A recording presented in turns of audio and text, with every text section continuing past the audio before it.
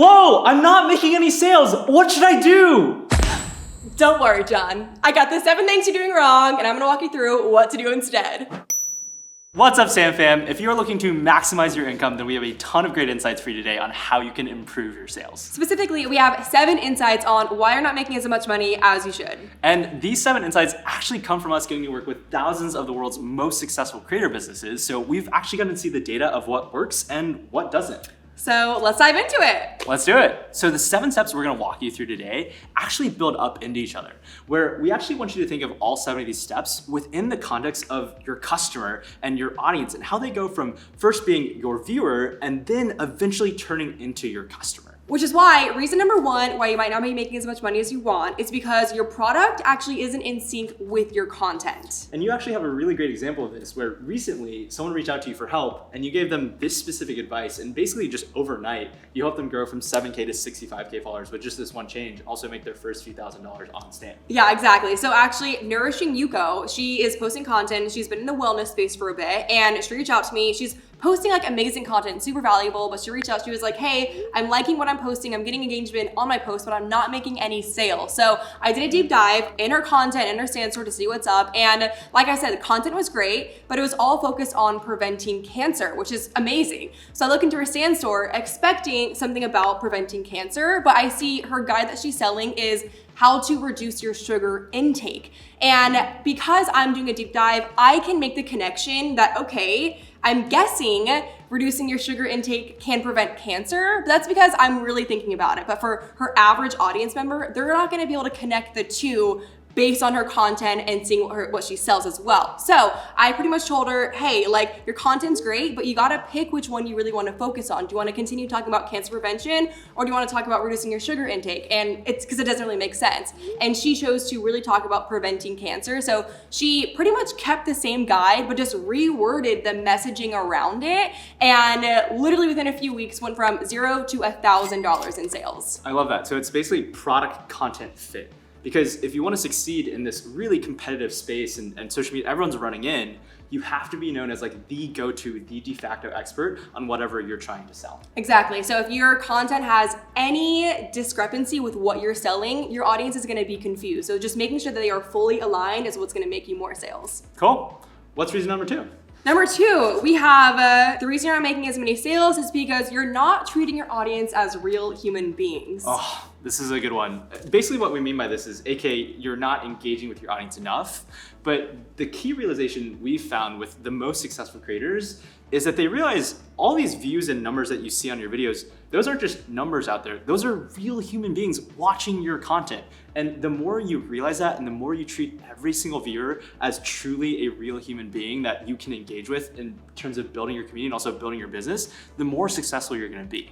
There's this one thought process of how people think like, oh, I'm stuck in the 200 view jail and like this sucks. But if you were actually talking to 200 people, you'd probably be really nervous because that's a lot of people. That's a really great point where you have to realize that creating content isn't a one-sided relationship. Like you have to think about the person on the other side of the camera, where you can realize that a lot of the information that you might be sharing, someone can easily just find on Google themselves or search on YouTube, but there's a really specific reason why they're actually following you and actually want to purchase from you, and that's because they have a relationship with you. They like you on some level. And you might be wondering like, okay, how do I build trust? Like, what does it actually mean? And like I said with stories, how it's a great way to like build trust with your audience. Literally, I just saw it today. Brock Johnson just released a new feature, part of his membership, and he posted on his story, and he pretty much opened up the floor for his audience to ask questions about this new feature. And he went through and answered every single one by one, like people asking how much is it?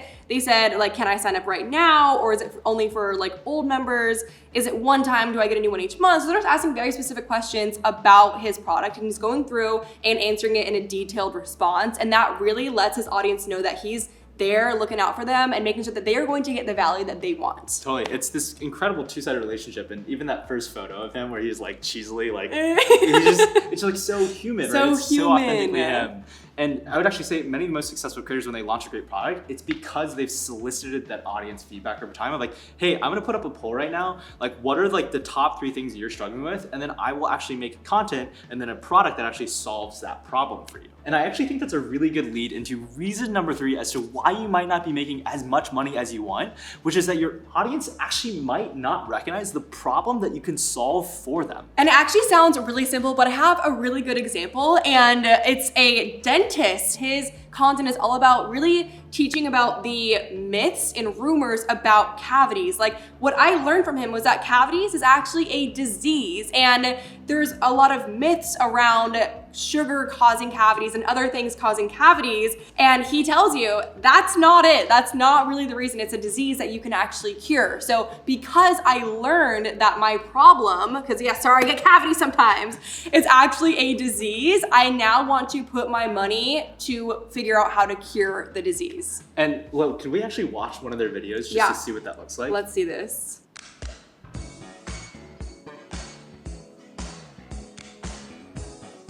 So exactly what he did here is like what I, as an audience member, really needed to see in order to make a purchase from him. Because before, I thought that I had cavities because I had too much sugar. So why would I purchase a guide that just tells me to stop eating sugar? But then what makes it even better is that not only does he tell me about this problem, in the caption, he then also lets me know, hey, if you want to cure this disease, I have a guide for you that'll tell you how to do it. And now we both have pearly whites. So thanks, restoration dentistry.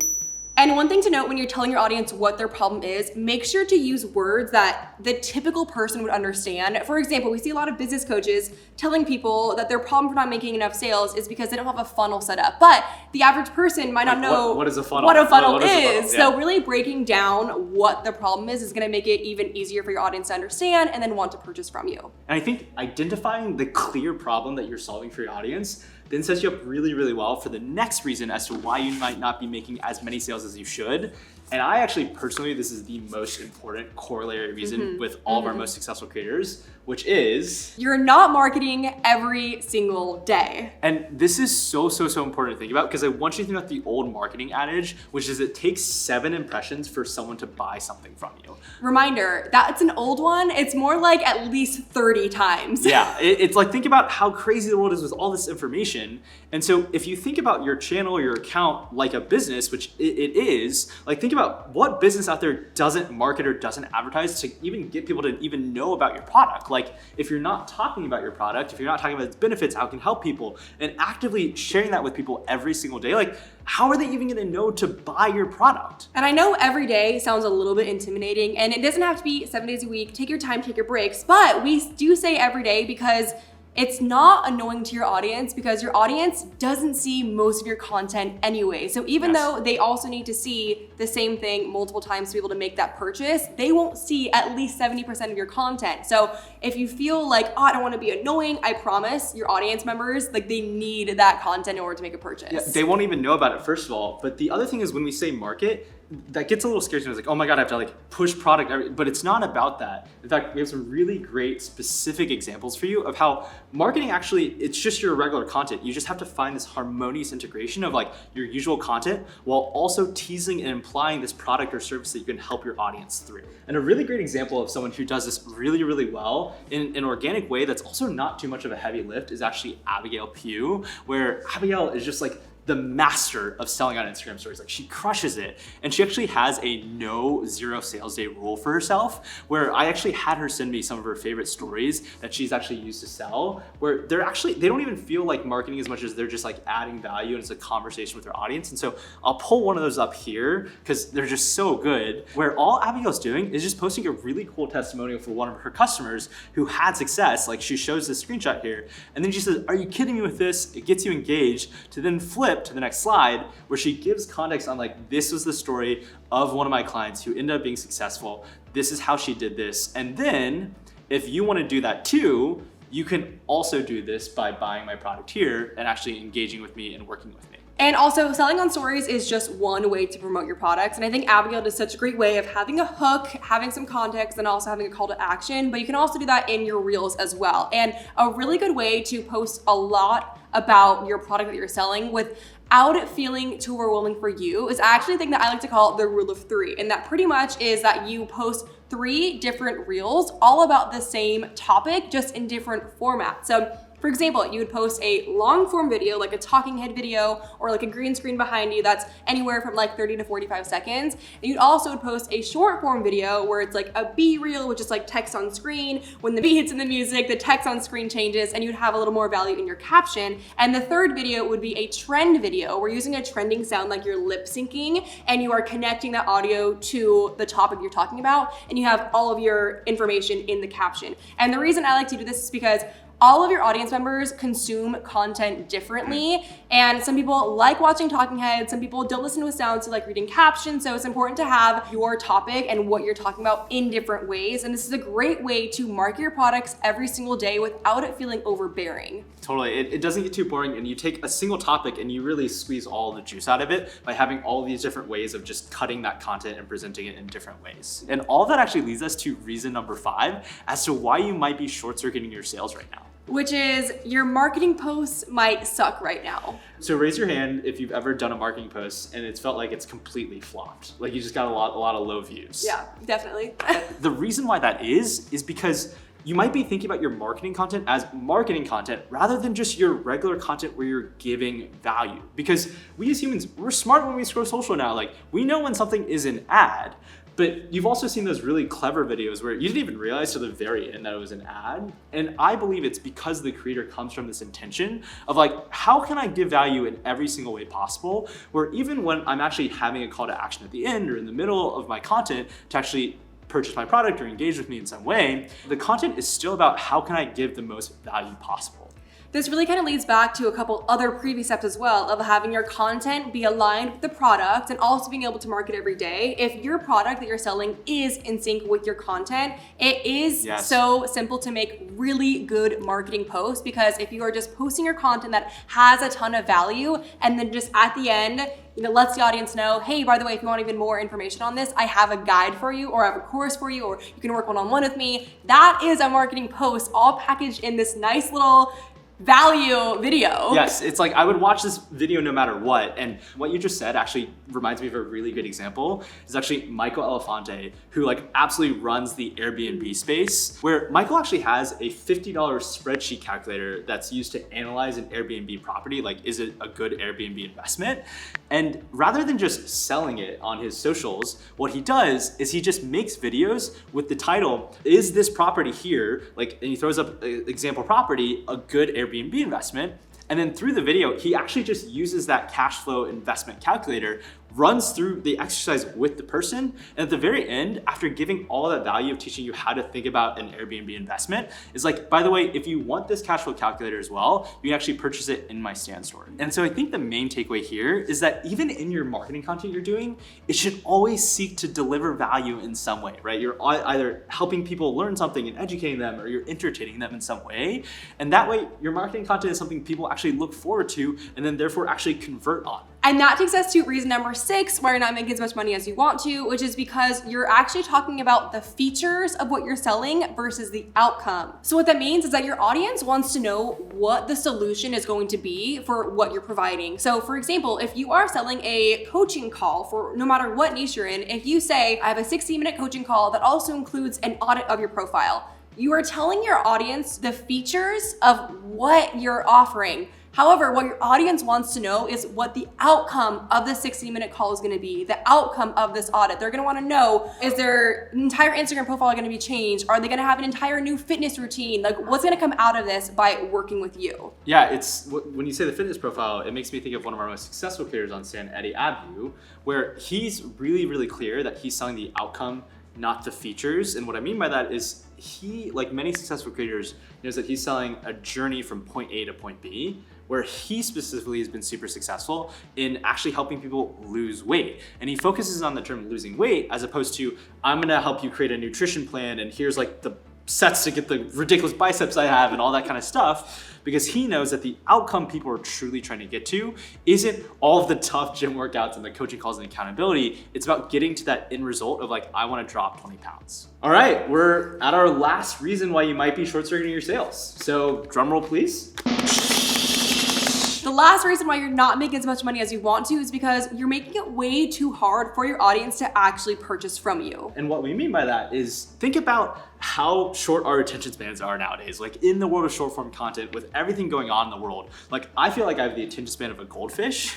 And so if you're sending someone through like a link tree into a clunky custom website that takes forever to load, into like 3 or 4 checkout pages, and you've got like all this stuff going on, like think about how many times you've actually abandoned a checkout yourself, or abandoned your cart because you got distracted or it just like loaded too slow.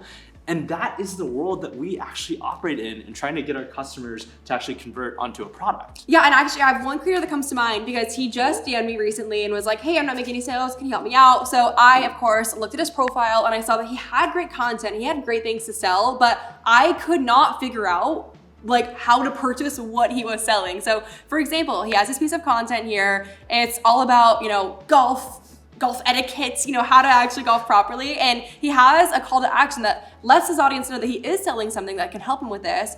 But it says, like, if you want to learn how, go check out our full lesson, link in bio. So I was like, cool, let me go to his link in bio. Great call to action. Yeah, great call. He great value, great content. Let his audience know he is selling something. But then when I go to his link in bio, he has 4 links here. And I'm like, oh my gosh, I have no idea which one to click. I'm just trying to get to this course. It's overwhelming, right? Like, yeah. I don't know what to do here and what to engage in. Exactly. So I go onto his website, and then once I'm here as well, it's a brutal load. That took a while. Yeah, and I don't know like where to buy the course. And by now, now there's custom coaching here. Oh, there's a YouTube. A lot happens by now. If I'm not like 100% bought in, which is very, very rare, as an audience, as a potential customer, I'm leaving. And this is why we built Stan. Like, this is why I built Stan for my very own account back in the day, is because you need to make it as simple as possible to just like load your link in bio, load your Stan store as quickly as possible, and then optimize that checkout right there, or else you're just losing 20 to 30% of your sales right then and there. So also with that, with your Stan store as well, we always recommend having only about 3 to 5 products on your storefront, and that's to not overwhelm your audience and so that they know what to click and what to purchase. And now, of course, if you do have more products, you can always upsell those. There's an upsell feature within Stan, or you can also upsell it later on in emails. I'm in a few top creators like email lists, and I will purchase something from them, and then months later I get an upsell from a new product that they have that they're selling that I don't even need to go to their storefront to purchase because I've been upsold in an email as well. So there's different ways to sell your products, and they don't all have to be on your storefront, because if they are, it could overwhelm your audience. Yes, keep it simple, and then basically use Stan landing pages, which are like private pages, to upsell new products over time. But really, really be thoughtful about how do I make actually getting into my funnel as easy as possible, because the reality is people are only really going to visit your link in bio at most once, maybe twice if they really love you. So you have to like be maniacal about optimizing that conversion right then and there. So we just hit a lot of information there, so we should summarize all the key takeaways for you. Yeah, so number 1, have product and content alignment. You gotta be known for what you're selling. Then number 2 off of that is remember that business is really just all about human relationships, where your content is just an at-scale way to get to talk to a lot of human beings and build a bigger business. But you have to remember about really building an authentic relationship with those people behind the camera. And number 3, you need to make sure you're clearly identifying what the problem is so your audience knows that they want to purchase from you because there is a problem to solve. And then you can give really great smiles. And then number 4 is recognizing that you have to market every single day in the same way that any other business would in order to actually generate sales and put food on the table. And at number 5, you need to make sure that your marketing posts are actually enjoyable in some way, entertaining, valuable, inspiring, so that your audience is looking forward to your marketing posts as well. And in that, you weave in as well that in your marketing, you're not talking about the features that you're gonna offer a 60-minute coaching call. Instead, you're talking about the outcome and the solution you can deliver for people. And finally, having all of that together, you also have to make sure that you make it as easy as possible for your audience to become your customer. And boom, just like that, you're one step closer to being a very successful creator entrepreneur. Woo! Woo!